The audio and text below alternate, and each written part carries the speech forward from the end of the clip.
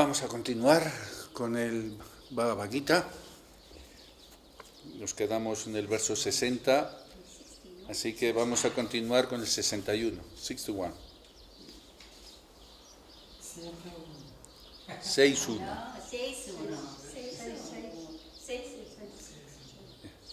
You have to learn Spanish quickly. Because now you're becoming fully Spanish, you have your healthcare is fully Spanish, everything. The language must be also fully Spanish.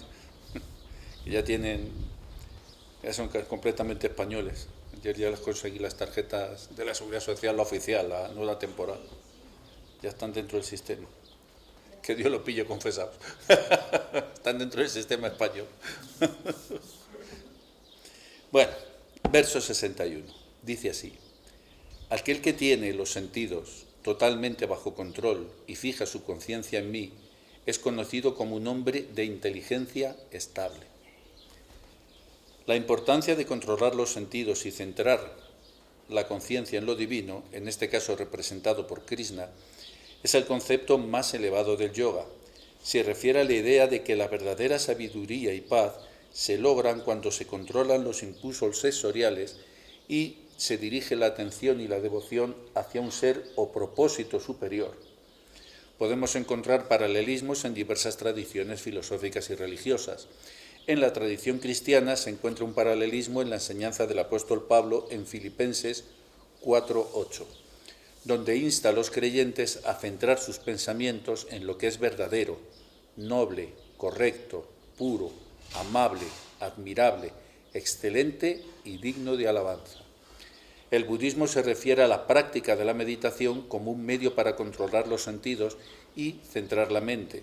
Se fomenta la atención plena y la concentración en aspectos tales como la respiración, las sensaciones corporales o metta, que es el amor bondadoso, ayudando así a calmar la mente y a evitar que se distraiga con los deseos sensoriales.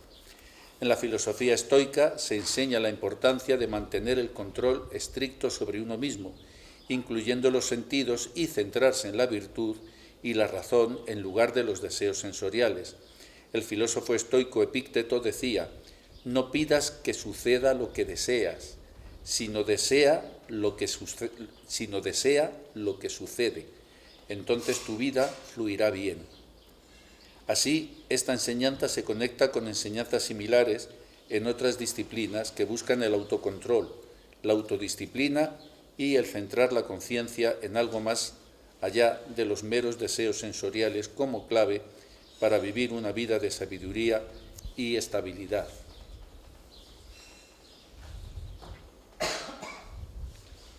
Vamos a ir al verso también 61 para complementar este. We are jump to 62. El capítulo 2. Estamos en el capítulo 2. El capítulo 2 es el capítulo fundamental del Bhagavad Gita. El 2 es el que te orienta por completo. Como ya os he dicho muchas veces, el Bhagavad Gita es una revelación progresiva hasta llegar al final. Por eso es muy peligroso andar dando brincos y leerlo deprisa, como si uno estuviera leyendo sí, esto ya me lo he leído. Y dice: ¿cuánto has leído? Oh, yo me he leído tanto, estoy estupendo, pero ¿cuánto has comprendido? ¿Cuánto has interiorizado? ¿Cuánto has hecho tuyo realmente? Porque un bulímico también come muchísimo y después lo vomita todo y no le hizo ningún provecho, no le alimentó. Entonces el conocimiento tiene que pasar del aspecto intelectual, tiene que pasar al plano emocional y tiene que echar raíces en tu propia psicología. La filosofía es el inicio, pero la filosofía se tiene que convertir en psicología, en tu forma de pensar, tu forma de actuar, y tiene que ser además de una forma natural, no forzada. Porque si no has incorporado los conceptos, si no los has digerido, puedes engañar a mucha gente poco tiempo, a poca gente mucho tiempo, pero a todo el mundo todo el tiempo no lo vas a engañar. Y tú mismo vas a terminar sintiéndote defraudado, porque es un proceso que es mejor saborearlo lentamente. Igual que a los niños les vamos acostumbrando a los diferentes sabores. pasan de tomar el pecho de la madre, después vas introduciéndoles otro tipo de alimento, después pasas a las papillas, a los cereales, y así poco a poco tienen que ir acostumbrándose a degustar lo que están sintiendo, lo que están tomando. Y así, cuando la lengua se va habituando a nuevos sabores, a su vez ellos van a obtener nuevos beneficios. El cuerpo se va a hacer más fuerte, van a tener más agudeza visual, van a desarrollar su cerebro, pero ese desarrollo va en función de lo que estás ingiriendo. Ahora, si coges al niño y de pronto el niño está tomando el pecho de su madre, se lo quitas y le pones a tomar cachoris, el niño va a reventar, no va a poder. I'm giving one example. Sí, porque ella es mi reina de los cachoris, la que me los prepara, y ya cuando escucha cachoris ya levanta las orejas así como los perros. Escuchó la palabra mágica. No, I was explaining that the Bhagavad Gita, you have to go little by little, you have to try to digest what you are reading. And from the philosophy must go to the psychology. It must become in your way of thinking. And I give the example that one small baby, when we come to this world, our mother are feeding us just with milk. Little by little, she's giving us milk. And then after some times, the baby starts eating other type of food. But he needs time to taste, to accommodate to the new testing, what you are testing. Then the mother is giving some flavor, something like that little. She's testing, then little vegetables, and the baby is testing this, and this new food is going little by little inside of him, and at the same time that he is acquiring new taste, he's developing more strength little by little. But you cannot take one baby, after the meal you cannot give to him one kachori. In my case it was possible. When I was kids, I could jump directly from the milk to the cachoris with no problem. O sea que en mi caso hubiera sido posible, yo hubiera saltado de la leche al cachori directamente. Entonces es así como tenemos que hacerlo, y es un proceso gradual, no es artificial, uno no se puede forzar, no se trata de coger la posición de otro, ni tener el conocimiento de otro porque hable lindo y te dé hermosos ejemplos. Cada ser tiene que seguir su propio proceso. No hay dos caminos iguales, no hay dos seres humanos iguales, así que no hay dos relaciones iguales con el Señor Supremo. El maestro espiritual te da una generalidad, un abanico de conceptos, de ideas, para ponerte en el camino, porque lógicamente tienes que salir de la nesciencia, de la falsa ciencia, a la ciencia verdadera, que es la ciencia espiritual. Pero luego eres tú quien tiene que encontrar tu propio sendero. Eres tú quien tiene que averiguar qué sabores te gustan más. Porque incluso los niños, probando los mismos sabores en las mismas condiciones, unos desarrollan más atracción por el sabor de la fresa y a otros les gusta la vainilla, unos odian el brócoli hasta el día de hoy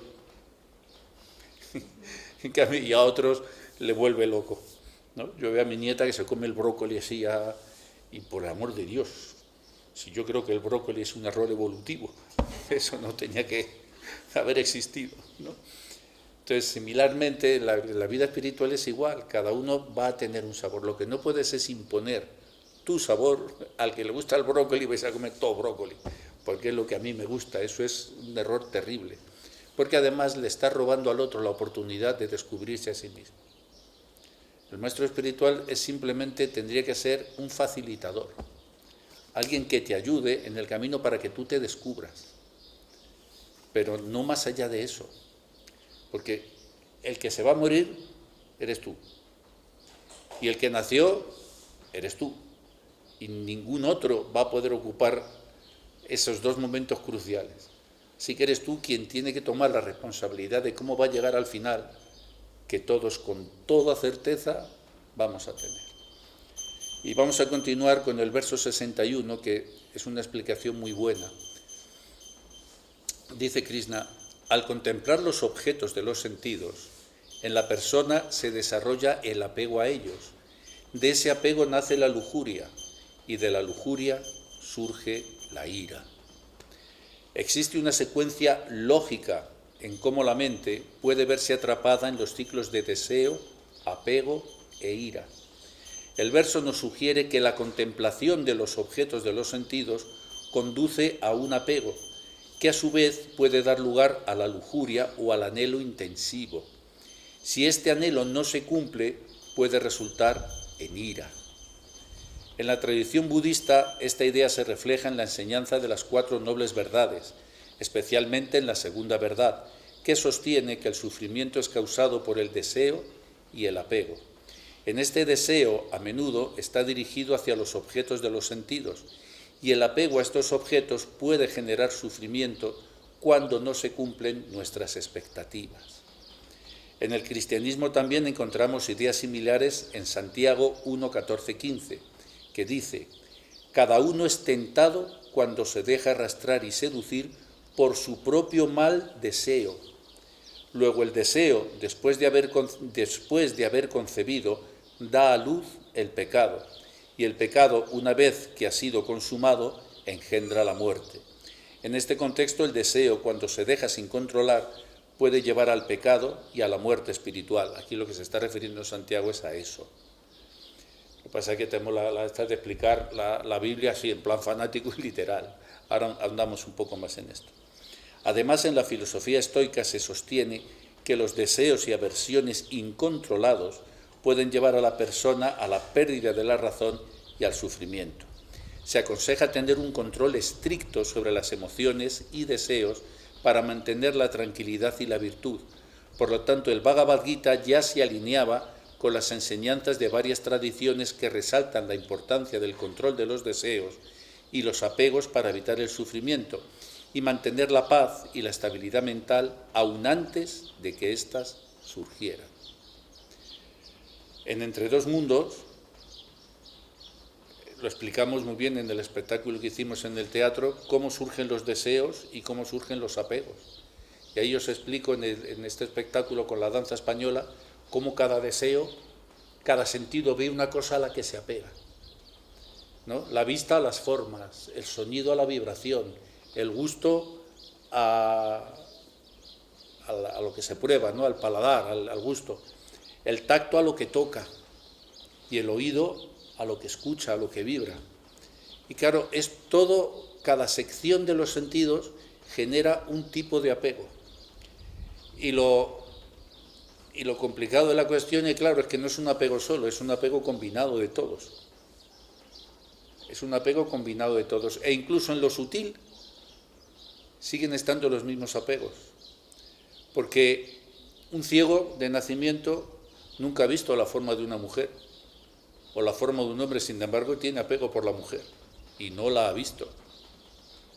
Pero la forma de la mujer, cuando la toca, cuando atrae, le atrae. Y no sabe por qué, sigue sintiendo y es ciego de nacimiento. Así que, ¿cuándo desarrolló esos deseos? Por esas formas. En algún momento, en algún punto en su evolución, tuvo que contemplarlas, porque el deseo permanece allí, sigue estando. Y es muy importante, por eso os puse este ejemplo de Santiago 1, 14, 15, pero hay que entenderlo muy bien en el contexto, porque a veces las palabras que empleaban los discípulos, ¿no? Pues a veces se interpretan de forma fanática, pero hay que entender el espíritu de la ley, no la ley impresa.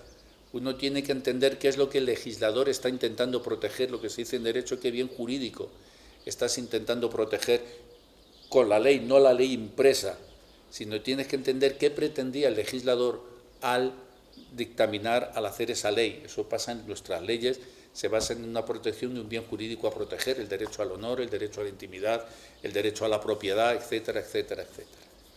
Y Santiago dice, fijaros, cada uno es tentado cuando se deja arrastrar y seducir por su propio mal deseo, por su propio, no por el de otro, por el tuyo.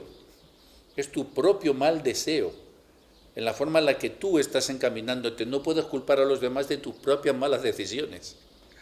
Es tu propia actitud. Y lo que te está diciendo Santiago aquí es, toma responsabilidad de tus propios actos. Analízate a ti mismo, porque todo el mundo culpa siempre a los demás. Oh, yo es que a veces me sentí manipulado. Es mentira. Tú estabas buscando un objetivo, estabas buscando una posición, estabas buscando y ahora pone la excusa. No, estás donde estás por tu propio mal deseo, porque has encaminado mal tus propias acciones. Y luego te lo explica bien. Luego el deseo, después de haber sido concebido, cuando el deseo surge, además me gusta mucho esta explicación y por eso lo he puesto, porque te lo compara como se alumbra un niño. Cuando tú has concebido un niño, ya es imposible parar el desarrollo. No vamos a hablar de que aborto y esa burrada. Pero una vez que lo has concebido, biológicamente es imparable, el proceso ya se desencadena. Y te dice, una vez que has concebido el deseo, indefectiblemente va a dar a luz. La concepción termina en el alumbramiento de un nuevo ser. Algo nuevo va a surgir de ahí. ¿Y qué es lo que te dice aquí Santiago? Va a surgir el pecado, pero no el pecado entendido como la cosa, pecador, sino el pecado se refiere a la actitud equívoca, aquello que te va a desviar del camino, va a dar lugar al pecado, que es que te vas a apartar del sendero, te vas a apartar de llevar una vida correcta, eso es lo que te va a pasar. Va a dar luz y el pecado es la acción, porque una vez que surge te va a llevar indefectiblemente a la acción.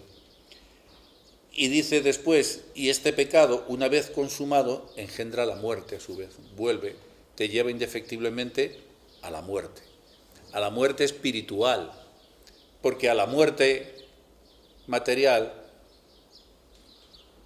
pecadores y no pecadores, se van a morir todos se mueren. Así que solamente si eres consciente de eso, aquí entiendes que Santiago no se puede estar refiriendo que el pecado lleva a la muerte, porque entonces, según eso, los que no son pecadores vivirían eternamente, no se morirían. Por eso no se está refiriendo a una muerte material, sino se está refiriendo a la muerte espiritual. Vas a perder el contacto con tu interior, con tus sentidos internos, con tu ser, y vas a establecerte en el reino del tener. Pasas del ser al tener, y nunca vas a tener lo suficiente. Por eso, en este contexto, Santiago dice que el deseo, cuando se deja sin control, te lleva a la muerte espiritual, es lo que te está diciendo. Además, mirad, cuando uno se apega a algo, lo del deseo es mucho más complejo. Hay algo que se llaman los agregados psicológicos en la personalidad. Tenemos diferentes yo. Esto ya lo hemos visto en algunas clases, ¿no? Tenemos un yo, por ejemplo, yo tengo el yo padre de familia, el yo esposo, el yo profesor, el yo director de seguridad, el yo escritor.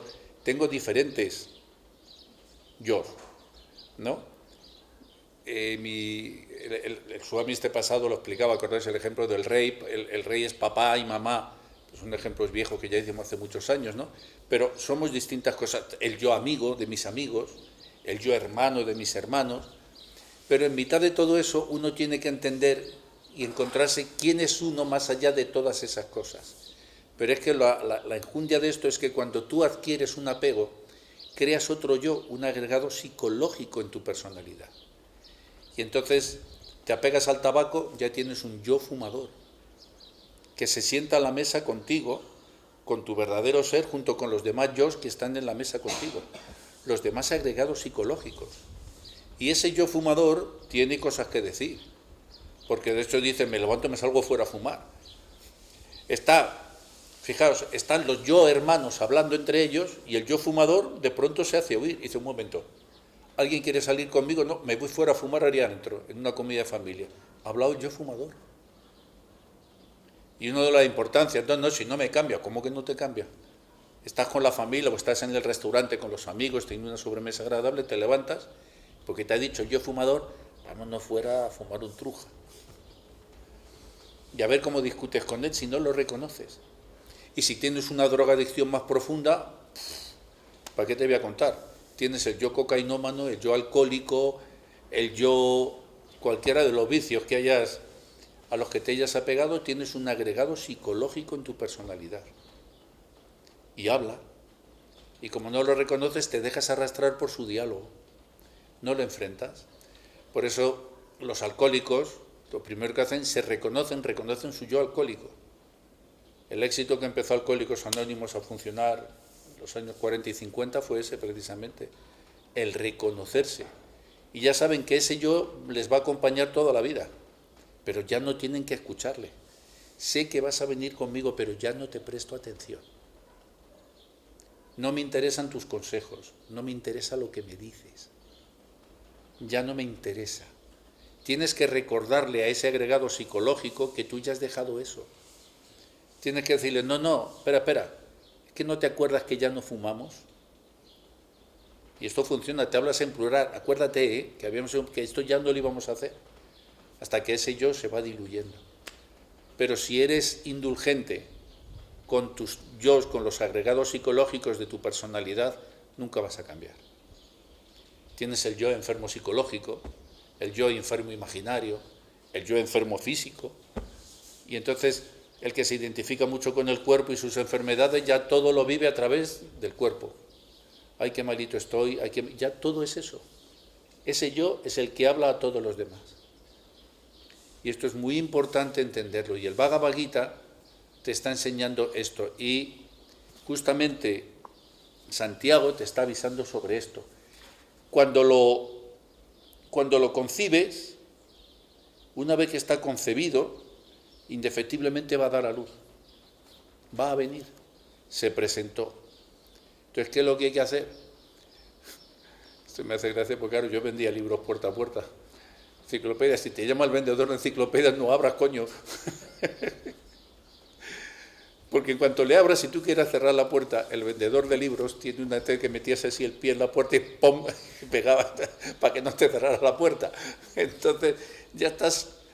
Entonces, estate avisado de quién puede llamar a tu puerta. I'm explaining that this verse, when Santiago, in the verse, in the Bible, he's explaining that the misunderstanding is like to the conception of one boy or one baby. Once in your mind you give seed to your thinking, to your attachment, it's like to make a baby. The conception started. Then you cannot stop. It is going to be developed month after month, and finally it comes to this world. And then the sinful activity came to this world. And when you have one attachment, there is one question that there is another personality inside of you take form. We have different personalities. I am husband, I am teacher, I am friend, I am security expert, I am soldier.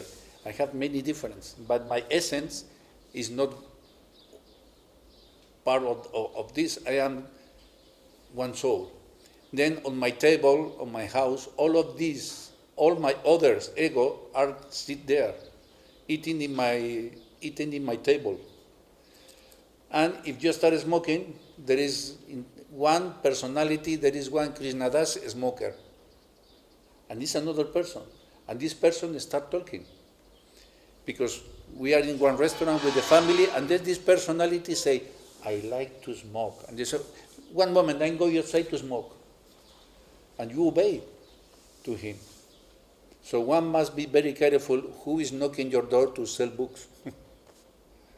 Because once you open the door, they are coming inside. So when the Bible said that you go to death, is not meaning the death of the body. Because all of us, we are going to death. Being a saint person or being a sinful person, all of us, we are going to death. Is the spiritual death. And this example which is given, that's why I put it in the book, in the Bible, it's a very good example. Little by little, how is developing. It's exactly the same that to make the conception of a new person. Each attachment is a new personality that you make in your life. And he will come to sit in your table, and he will ask to be fed by you. So we have to be careful which guest we are sitting in our table. Entonces hay que ser muy cuidadoso de qué invitados hemos sentado a nuestra mesa. Y tal y como en un restaurante, tu casa, si alguien tiene un hijo tuyo tiene un comportamiento inadecuado en la mesa, el padre, ¿qué es lo que hace? Corrige al niño, le dice, esto así no puede ser, y llegado el momento, el caso, lo saca de la mesa. Le dice, hasta que no aprendas a comer bien, aquí no te sientas. El problema que tenemos es que con nuestros hábitos eso no lo hacemos. Somos indulgentes, como los padres que malcrían a los niños. Y dice, esto no quiero, ay, no te preocupes, hijo, voy y te cocino otra cosa. ¿No? Pues todas las mamás tienen mucho con la obsesión esa que los niños coman. Pues si no quiere la verdura, hoy pues no te la comas, te hago una tortilla, o te hago, no, que tiene que comer verdura. No puede ser indulgente. Y si por lo que fuere caes en los errores, tampoco pasa nada. O sea, no es que uno tenga que sacar ahora un látigo y empezar, ¡fla! ¡fla! ¡Oh! No, uno tiene que reconocerse en su error y decir, vale, acabo de meter la pata, pero no seas indulgente, no te justifiques. Bueno, pero es que no tuve más remedio que meter la pata porque la culpa era de Aditi, que me puso una foto de un cráneo y entonces eso a mí me sacó de... Porque, claro, el otro le dijo que pusiera 2 tibias y se hiciera una bandera pirata y yo dije, qué tonterías poner eso. Y entonces, no, compadre, el problema está en ti, en cómo has actuado. Entonces, no pongas excusas. Porque de verdad, si en algo somos expertos, es en poner el barniz de las excusas sobre nuestra conducta. Todo el mundo va a encontrar excusas. Mirar estos gobernantes golfos que tenemos ahora, que no he comido y son las 5. Yo estoy muy afligido, estoy muy malito, porque todo es culpa de los demás, él y tú más. Si yo soy así, porque usted es peor. Yo estoy así por culpa de ustedes, que yo tan sacrificado con lo patriota que he sido. Todo mentira. Excusas del ego miserable para justificarse. En vez de encarar la verdad, la barnizo. Todo lo que me pasa siempre, siempre, siempre es culpa de los demás. Nunca va con nosotros, como las estadísticas de los accidentes de tráfico. Uno ve todas las semanas, ahora gracias a Dios se ha disminuido mucho, ¿no? Pero antes cuando no había autovías había muchos más. Fin de semana salían todas, 150 muertos en el fin de semana, parecía que los muertos siempre eran otros. Y tú cogías el coche cada fin de semana, eso a mí no me va a pasar. Y tú habías vuelto el fin de semana, fíjate, 150, es que la gente va como locos. Que tú no ibas en la autovía, ¿no?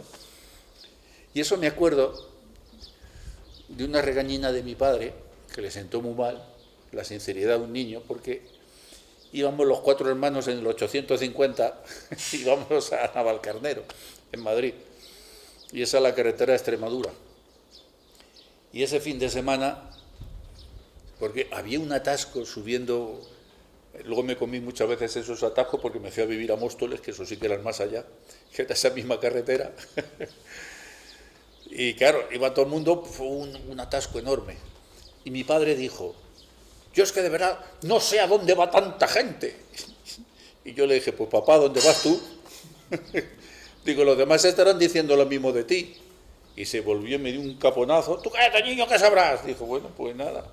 Pues en verdad no sé nada, ¿no? Pero la lógica me dijo, coño, pues si estamos en la misma carretera, pues van donde nosotros.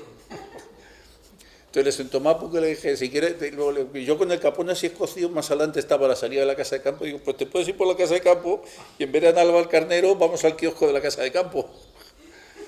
Ella, no digo el siguiente epíteto que me dijo, ¿no? Porque si algo le jode al ego de un padre es que un niño le dé una lección. Porque hasta en eso no sabemos escuchar. Porque además no es un niño el que te está hablando, es un alma la que te está hablando.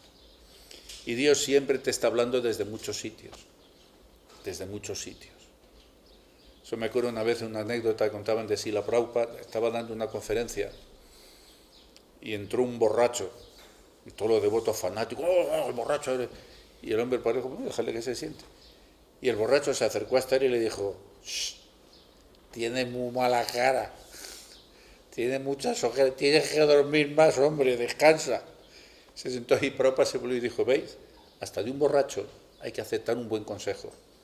El hombre tiene razón, estoy durmiendo poco, no me estoy cuidando lo suficiente. ¿Y por qué voy a ignorar el consejo si tiene razón aunque sea un borracho?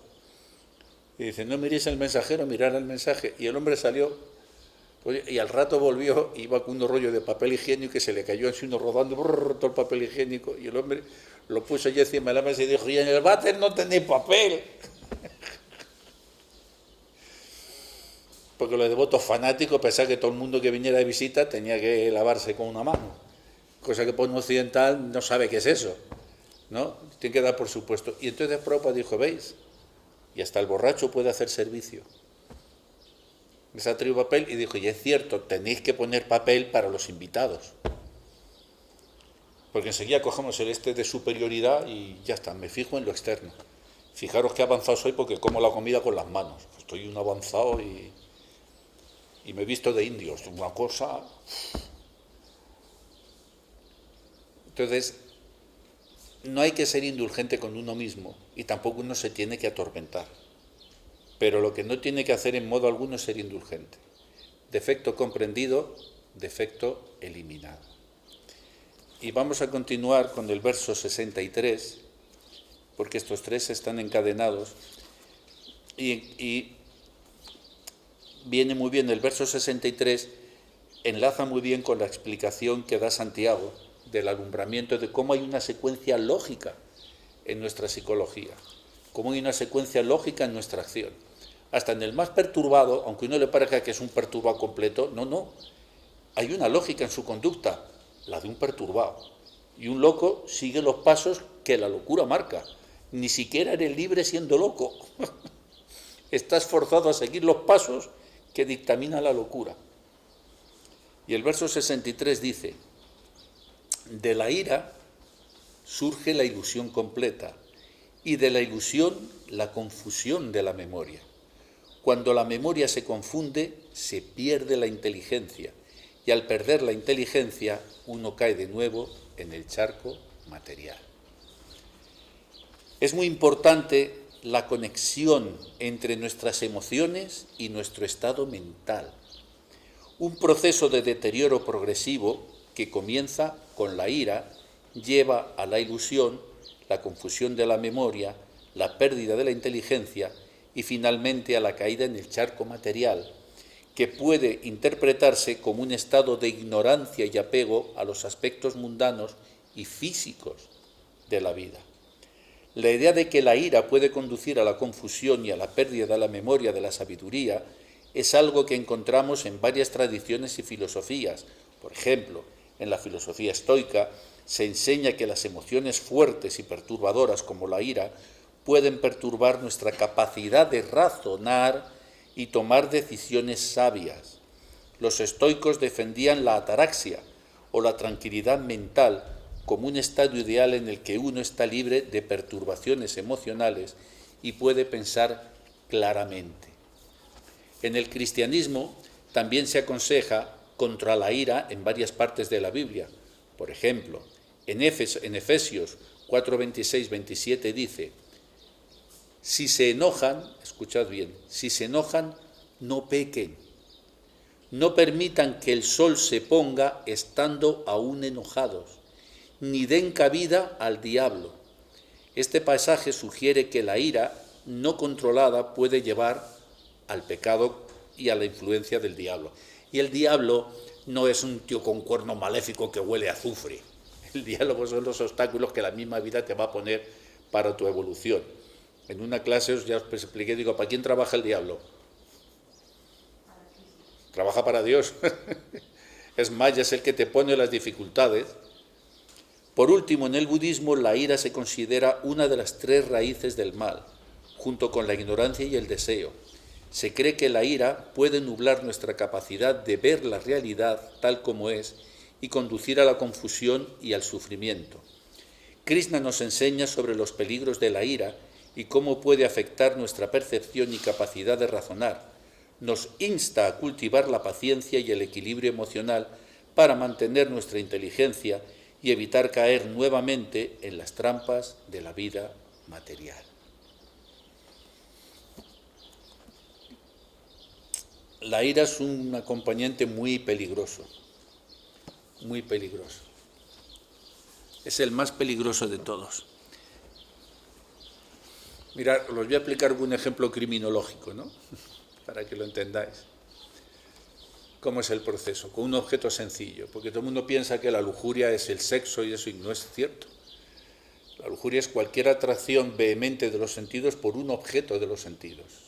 El que sea el más tonto te puede conducir a la catástrofe más grande, a perderlo todo por una tontería. Por ejemplo, uno pasa por el escaparate de una joyería y ve un reloj de oro que le gusta. Y los sentidos hacen ¡fua! El contacto de los sentidos con los objetos de los sentidos. Manas, la mente se ha proyectado a través de los sentidos, que son los gyanarendras, se dice en sánscrito, a través de ese vehículo toma contacto con la realidad, toma contacto con ese objeto, pero en verdad ese objeto tiene una forma sutil que entra porque la mente es sutil, lo transforma en una idea sutil, aún ni siquiera lo ha tocado, se convierte en un concepto sutil. Y entonces dice, ¡wow! Me gusta. Y empieza el apego. ¿Qué es el apego? Hostia, lo quiero. Y cada día que paso por el escaparate, qué reloj tan bonito, es que lo quiero. Y llega un momento que todo el mundo se desvanece y solo piensas en ese objeto. Nada más. Cuando tienes un impulso muy vehemente, un deseo muy vehemente, todo el resto del mundo desaparece y solo eso toma forma. El coche que te quieres comprar, la mujer o el hombre al que deseas, el puesto de trabajo al que aspiras, y estás todo el día pensando, si yo tuviera esa posición, si yo tuviera ese puesto, si yo tuviera... Incluso el puesto del gurú lo envidias también, y entonces ya empiezas, ¡oh, qué bonito eso! Yo lo quiero, yo quiero ser autoridad, y ya estás obsesionado con eso. Te has obsesionado completamente. Lo quiero. Y entonces la mente, con ese impulso vehemente, ¿qué es lo que sucede? Cuando no lo consigues, te enfadas. Joder, pues toda la vida puesto y que no lo logro. Eso lo tienes claro cuando te dan calabazas. Te dijo Lupita que no y te coges una mala leche. ¡Cago en la! Yo que quería Lupita y ahí vienen los celos. O eres mía o de nadie. Por eso terminas matándolo. Terminas matando a la gente. Por celos, por envidia. En la otra clase os decía que la envidia tiene muchas capas sutiles, ¿no? Entonces empieza eso, y como no lo quiero, ya entro en ira. Pues yo quiero eso, lo quiero, me cago en la... Y la envidia te viene aparejada, luego ves a otro por la calle con el reloj, mira, el cabrón ese tiene el... y yo no. Y entonces empieza, lo quiero. Y entonces la mente le dice a la inteligencia, que ya la inteligencia se ha perdido, ya no hay memoria del resto, que me lo des, y la inteligencia dice, espera, a ver, si pedimos un crédito, no me lo dan. Si ahorro, de aquí a que ahorre, madre mía, con lo que yo gano no consigo el reloj ese nunca. Pues yo quiero una salida, y ya la inteligencia dice, coge una piedra y rompe el cristal. Y lo haces. Y así terminas delinquiendo. Coges una piedra y rompes el cristal y te llevas el reloj. Ese es el diablo. Viene la reacción. Te lo llevas. El diablo se hizo presente. No controlaste el impulso y se hizo presente. Y en cada acto nuestro tenemos un diablo cojuelo que se encarga de esto. Busca una forma de conseguirlo, al precio que sea. Y en las luchas de poder, esto lo veis, esta gentuza que gobierna, ahí los tenéis. Cualquier bajeza la acepta y es igual. Es igual. Todo por el poder. Así es como actúa. Así surge la ira. Así surge el deseo. Y está explicado con un ejemplo para que lo podáis entender, pero si os quedáis bien con este ejemplo, os vais a dar cuenta en cuántas cosas en la vida os está afectando igual. Vigilad vuestras obsesiones, con lo que os obsesionáis, con lo que te obsesiona. Porque hasta los logros que uno cree que son más elevados pueden ser enfermizos, hasta los más bondadosos. Mi obsesión es que voy a construir hospitales en la India, hospitales para ayudar a la gente. ayudar a la gente. Llega un punto que te estás obsesionando con eso y como no lo consigues vas a entrar en ira. Hasta tu ego se mete en las actividades altruistas. Me cago en esto. Y en vez de este solo ha hecho Vicente Ferrer. Soy, me cago en la madre que ponía Vicente Ferrer, que lo ha hecho y yo no. Se te coló. Con la carrera universitaria que estás estudiando, se te convierte en una obsesión. Y luego, claro, si no te va a dar la satisfacción que tú pensabas que te iba a dar, viene la frustración. Viene la frustración. Bueno, estudié periodismo para esta mierda, no he encontrado trabajo de periodista. No, hermano, tienes que estudiar para ser feliz, porque te guste. Haz aquello que te haga feliz. Y el estómago déjalo aparte. Para comer tendrás que buscarte la vida, pero nunca hagas una actividad que te guste pensando que va a ser además lo que te va a resolver la vida. Porque entonces el fracaso que te vas a llevar, la decepción va a ser enorme. Porque es que además incluso, aunque te sirva para ganarte la vida, a lo mejor después descubres que no era lo que en verdad te gusta. O sea que tenéis que estar siempre abiertos, porque el hombre es dinámico, no es estático. No es estático. Y hay gente que estudia Derecho, va a la universidad con 70 años y dice, ¿pero qué sentido tiene? Si no va, pues hay gente que lo hace, ¿sabéis? Se sacan carreras con 70 años y no se va a... Pero es que lo está haciendo porque le hace feliz. Bueno, pues se aprendió el código, dice, bueno, pues si es lo que le está haciendo feliz, déjale. Y además le está manteniendo joven la mente, que eso es importantísimo. No es tanto por lo que vayas a hacer, sino porque no estás dejando que el viejo entre a vivir en tu mente. Así que es muy importante el análisis pausado y sosegado de todas nuestras acciones. ¿Qué motivación hay detrás de esto que estoy urdiendo? ¿Qué motivación hay detrás de mis críticas? ¿Qué motivación hay detrás de mis frustraciones? ¿Qué motivaciones había que ahora tengo las frustraciones? Por eso los estoicos dicen, si no puedes tener lo que amas, aprende a amar lo que tienes. ¿Qué es tu yo? ¿Qué es tu aquí? ¿Qué es tu ahora?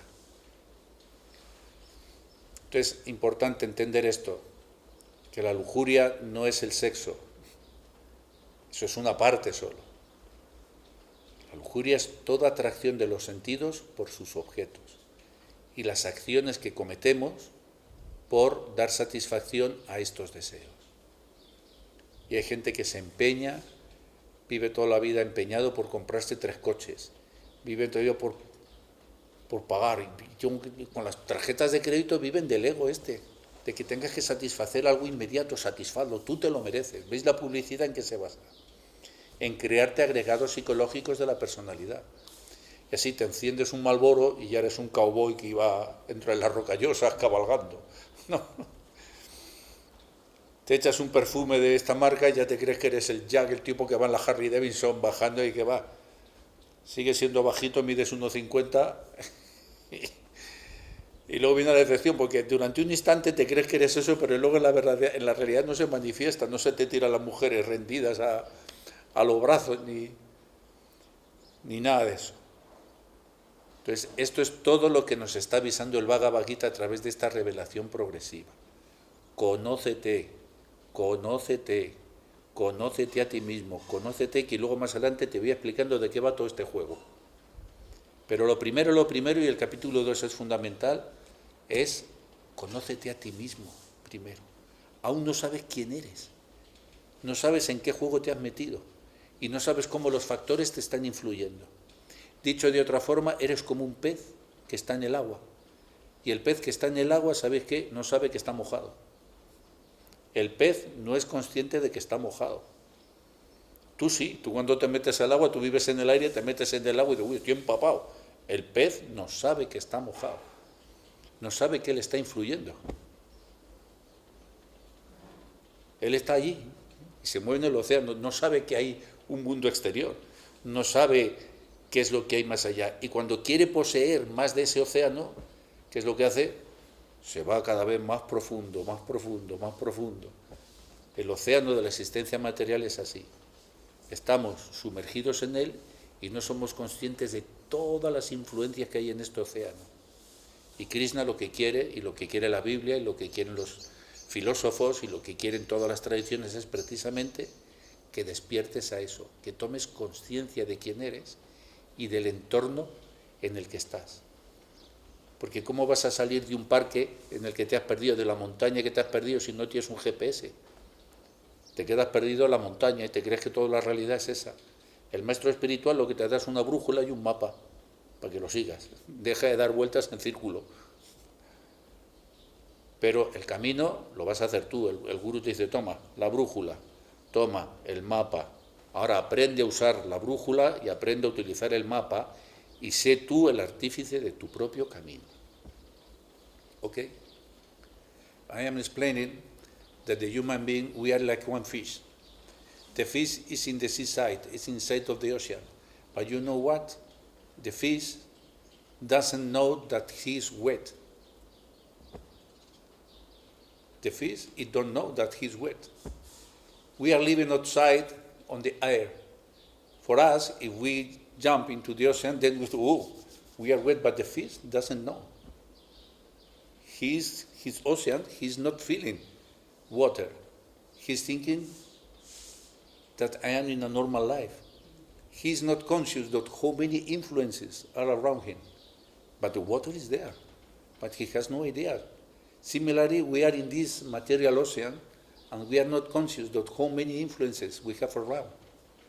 And we have no idea that there is another world. Similar like the fish doesn't know that there is one sky. He doesn't know.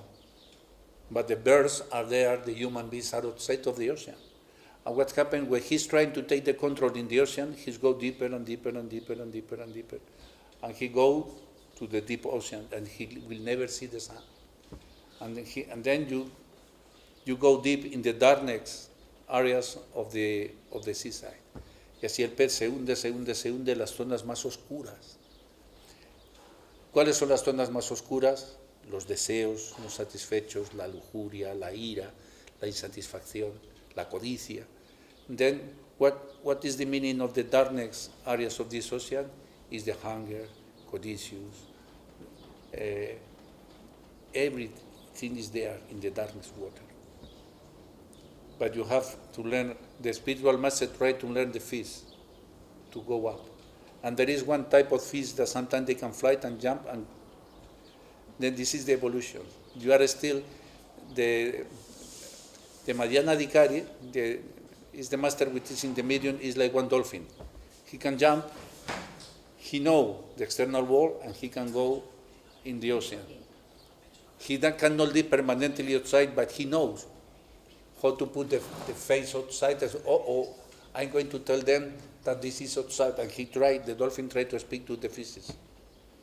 Estaba dando un ejemplo y estaba diciendo que el maestro espiritual, el Madhyana Adhikari, es como un delfín en el océano.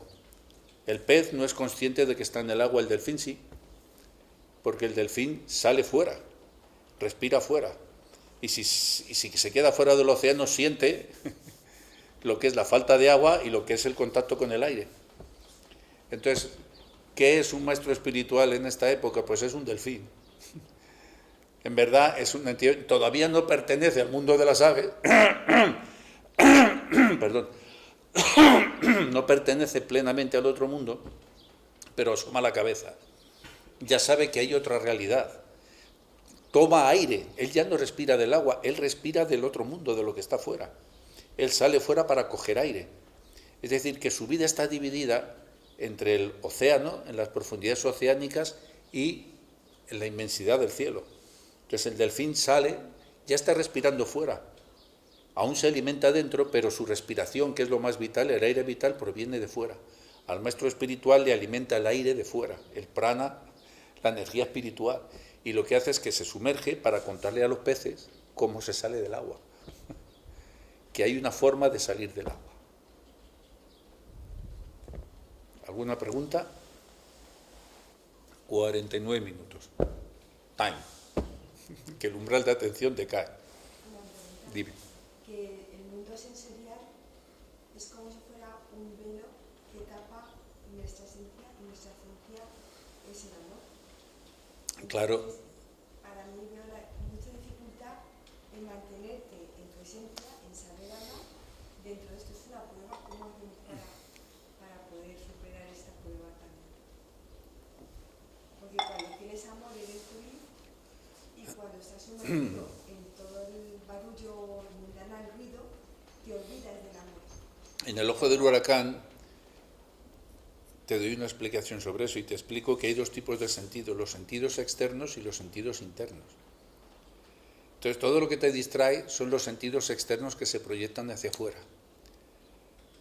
Para huir del mundanal ruido, lo que decía Fray Luis de León, que ha descansado la vida de quien huye del mundanal ruido y sigue la escondida senda de los pocos sabios que en el mundo han sido, se consigue con otra frase suya, que está en ese mismo verso, dice: ¿qué presta a mi contento ser del bando dedo señalado? Fray Luis de León en su poesía lo que él dice es irse al huerto, irse al interior. En verdad, cuando se dice ir al huerto, no se dice que qué feliz hoy voy a ser feliz cultivando calabazas. Se está refiriendo al mundo espiritual, al mundo interno suyo. Por eso dice: ¿qué presta a mi contento ser del bando dedo señalado? Nada de lo que hay ahí fuera, lo que me digan o lo que me señalen, ¿en qué me va a hacer a mí que incremente mi felicidad? En nada, porque me tengo a mí. Por eso dice: ¿qué me presta mi contento que me señalen? ¿Y a mí qué más me da? Es lo que Krishna después en el Bhagavad Gita te va a decir también, que la alabanza o la calumnia son dos impostores, que no te dejes influenciar. Entonces lo que tienes que hacer, Aditi, es ir hacia tu interior. Dice: el amor me hace feliz. El amor es interior. ¿Y qué es lo que tienes que tratar de hacer? En la medida en la que puedas, proyecta ese amor fuera, pero sin forzarlo, sin obligar a la gente a que se coma las papillas de las cucharadas de tu amor. Y hay muchas formas de hacerlo. Sonríele a la gente por cuando entres al comercio, a la cajera del supermercado, al que te pregunta, al que... Mira, esta mañana he ido a Correos, ¿no? Y como aparcamos el coche ahí en el Mercadona, a la vuelta había una mujer musulmana, joven, iba con un niño, y yo iba con el gañote, y claro, al doblar así, para subir la escalera, el niño ha pasado delante, y la mujer se quedó así para atrás para que yo pasara, porque los musulmanes ellos tienen... Y yo me he parado, me he vuelto sonriéndole, y le he dicho: no, por favor, pasa tú primero con tu hijo. Y la mujer me ha sonrido y sé qué tal, pero eso normalmente no lo percibe en su cultura. ¿Ves? Es un gesto nimio, pero el hecho de que un hombre se pare, le sonría, se haga un lado y dice: pasas tú eres más importante, pasa tú. ¿Entiendes? Es un gesto nimio, pero has sembrado una semilla de felicidad durante un instante en esa persona. Entonces no hace falta hacer grandes gestas ni grandes cosas, ¿no? Con los simples gestos cotidianos. La gota vence a la roca, porque mientras que la gota sea gota, la roca siempre perderá. El tiempo termina, la gota vence a la roca. I'm explaining to her that the drop always is the winner against the rock. Drop by drop, the soft water finally broken a big rock. So the love that we have inside, we have to spread drop by drop outside. You don't need to make great actions, you know. Day by day in the street, try to smile, put one drop. And I gave one example. This morning I went to the postal office. When I coming back, I was having my car parked in Mercadona, and there is one stairs to go inside of Mercadona, and one Muslim woman, very young woman with her boy, he was going into the stairs, and then the kids are always moving, you know, and then he crossed over me to go upstairs, and the woman remained on the back like this. And then I turned it to her and I smiled completely and I said: no, please, you go in front of me. You deserve, I said to her. And then he was attorney, because usually they don't receive this. No? But I smiled: no, this is you deserve, please, you go with your boy. And she smiled, subtle, but she smiled. No? It's a drop of happiness. But all of us, we have this power. We don't need to shoot anyone with your ego. You do this, you do that. You want make this, make that. Be humble. Esa es la forma. Eso es lo que dijo los sabios, que es la noche, el día es la noche para el sabio. Sí, más adelante lo vamos a ver en el Bhagavad Gita, en los siguientes capítulos. ¿Ok? ¿Puedo añadir una cosa? Sí, claro. También se puede practicar, se puede practicar el tener la atención fuera y al mismo tiempo dentro. Es como tener un ojo hacia afuera y un ojo hacia ti. Y eso se puede practicar en el día. Hay herramientas que se pueden practicar. Claro. Es como la versión, lo que te ha dicho él, que es muy cierto, sería como la visión periférica, lo que está diciendo Siddhanta. Tú tienes una visión central que te estoy mirando, yo a ti, pero tengo una visión periférica que me hace percibir otras cosas. A la par que te estoy viendo a ti, estoy percibiendo que Nanda está ahí. ¿Entiendes? Tengo las dos percepciones. Mi atención está focalizada en ti, pero no pierdo de vista lo otro. Es un muy buen ejemplo el que te ha dado. Claro, en tu interior. Cuando me refiero a lo periférico, en este caso sería tu interior. Es una combinación, en lo que os he dicho, entre los sentidos externos y los sentidos internos. Tienes que aprender a que funcionen simultáneos. No es que cuando los sentidos externos están presentes, los sentidos internos se apaguen, no. Tienes que aprender a jugar con los dos. Y obviamente, si estás en un sitio tranquilo, entonces puedes usar tus sentidos internos y estás en la meditación. Pero tú puedes estar fuera, como muy bien te ha dicho Siddhanta, y puedes tener atención hacia lo externo sin perder de vista lo interno. Y la gente se pierde precisamente porque solo está en lo externo. Y cuando actúas solamente en base a lo externo, te perdiste por completo. Y el fanatismo viene también cuando te miras solo lo interno y olvidas lo externo. Bueno, es que en verdad, Siddhanta, el fanatismo no está mirando a lo interno, a lo verdaderamente interno. Está mirando al concepto externo monopolizador que han creado para controlar lo externo mediante un monopolio ideológico. Ni siquiera es lo interno, porque si estuvieran mirando al interno, verían la unidad en todo. El fanático en verdad lo que hace es que ha cogido una parte de lo externo y la ha acotado. Y ha dicho, o es esto o nada, o conmigo o contra mí, pero están mirando fuera, porque lo que quieren hacer es adueñarse de lo externo de todos. Extenderse, adueñarse de lo externo de todos. En el apoyo del externo. Claro. El que está en el verdadero ser ni es fanático ni se deja guiar, porque está en contacto con el ser que es Satchitananda, que es bienaventuranza, conocimiento y eternidad. No puede seguir por ahí, porque no es... Lo que pasa es que tenemos la gente no distingue bien entre el fenómeno religioso y lo espiritual. Aunque parezca que lo mismo, no lo es. La religión es un vagón, como un tren, que lleva una mercancía, una carga, que es lo espiritual. Pero un tren lleno de manzanas no es un manzano. Tú puedes ir directamente al manzano y encontrar tus propias manzanas. No tienes por qué cogerlas del mercado, las que llevó el tren. Transporta un conocimiento, pero desgraciadamente muchos se quedan en la forma de los vagones y no en el alimento que transporta. Y yo cometí un pecado que llegó a 58 minutos. Con esto terminó. Ahora premandan de...